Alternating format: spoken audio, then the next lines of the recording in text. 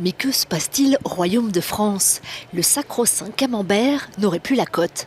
Cette spécialité de Normandie est sur le point d'être dépassée par la mozzarella.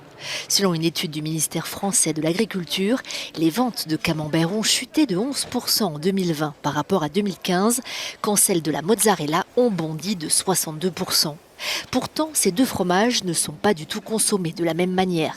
Camembert en dégustation et mozzarella en cuisine. Une question de mode et d'habitude culinaire, à en croire ceux qui les vendent.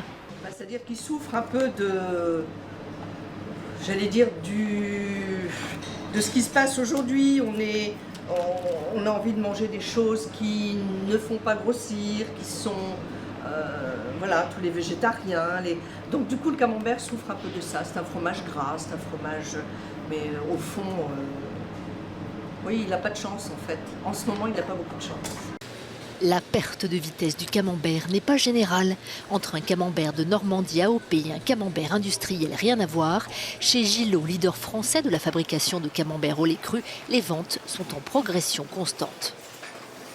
Nous, les ventes sur nos produits en fait, au lait cru ou en AOP fonctionnent plutôt bien, sont plutôt en hausse.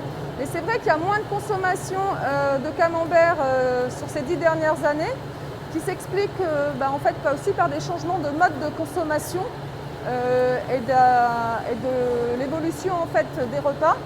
Le fromage en fin de repas en fait, est de moins en moins présent et il y a de moins en moins de gens en fait, qui chaque jour mangent du camembert.